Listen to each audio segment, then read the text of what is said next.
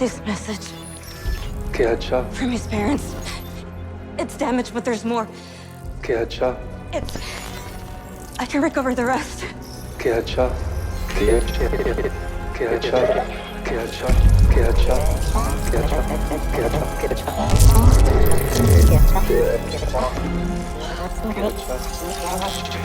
hecho? ¿Qué ha hecho? Sono gli acciai, comico hiduyos, mire, y verás. Got it! Hey everyone, welcome to the channel. This is 5x5 and I'm Simo.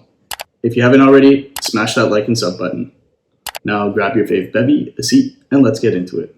I'm back because James Gunn lied to us, and we need to talk about it just before Supergirl comes out. So let's get into it. So by now, it's been a year since Superman came out, so spoiler for a year-old movie. But by now, everybody knows that the real twist behind Superman was that Kryptonians were an imperial culture. And Lex Luthor used that information to turn the public trust against Superman. He revealed the video, their imperial message to Clark, and that was what scared the public away from Superman, or that's what he used to turn the public to hate and fear Superman. The people there are simple and profoundly confused, weak of mind and spirit and body. Lord over the planet as the last son of Krypton. Dispatch of anyone unable or unwilling to serve you, Kal-El. Take as many wives as you can, so your genes and Krypton's might and legacy will live on in this new frontier. Do us proud, our beloved son. Rule without mercy. And yeah, that was the big twist from the first movie. Now, from what I understand, this was relatively controversial. There are some iterations of the comics where this is actually canon, and then there are some versions where it's not canon. I fall in the camp where I don't think it's a great story choice for the origin for Superman, mostly because I don't think it really fits with the characterization of the character. I mean, James makes it work by saying he gets his compassion from his human family, and that 100% makes sense, and that's cool. But I really prefer having his Kryptonian parents come from an elevated, more advanced society and culture, and I don't believe an elevated and advanced society and culture would be colonial or imperial. It could. Anything is possible. It's a science fiction, and we don't know. But I guess I would argue if you're that technologically advanced, I just think that a culture like that is spacefaring would evolve past a colonial and imperial mindset. I'm sure I could be wrong. Obviously, there's plenty of examples in sci-fi where I'm wrong, but since we don't have any real-life examples of alien species or cultures, I can't really cite anything, but I just like to believe that anyone that's advanced enough to send their kid away is not going to be a conqueror, right? To try and save them. I don't think that that's what they would do. But, you know, whatever.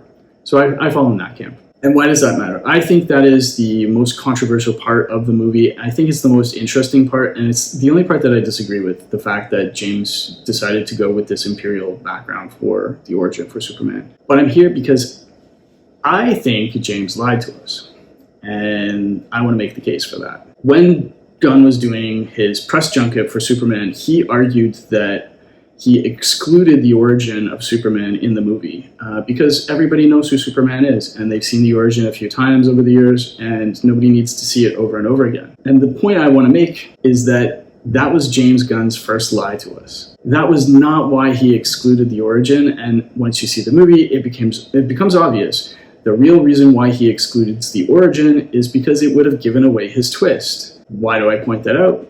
Well, because if he lied to us once, he can lie to us again. And later, he lies to us in other follow-up press junkets and interviews where he doubles down and says 100% that this origin isn't a lie, and he goes to a lot of trouble to point out that characters in the movie confirm that it's not a lie. So is the origin real? I say no. It's a misdirect. In the movie.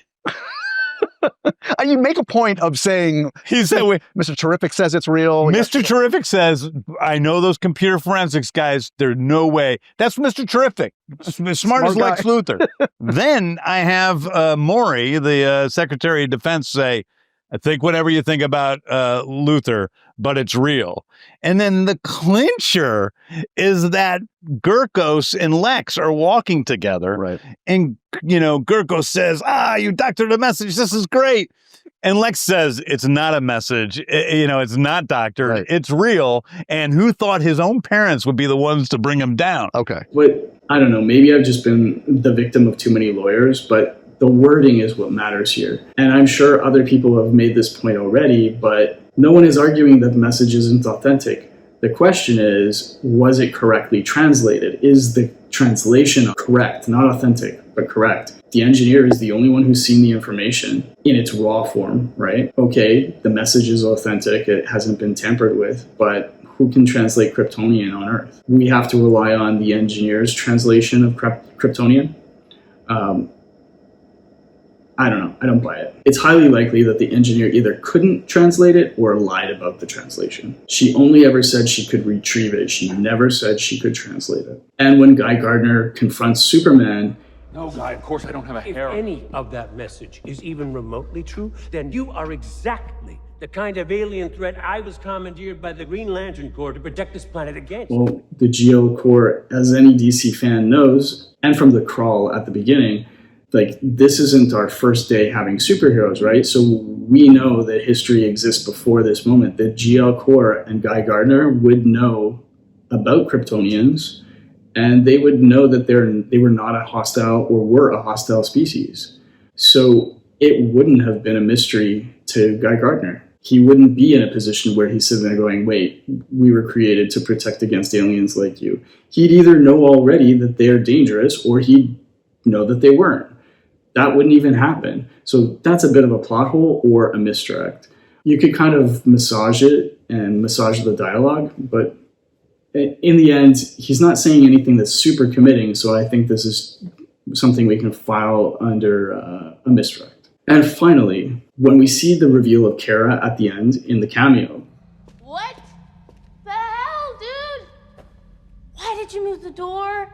I didn't move the door. Hey, where is my dog?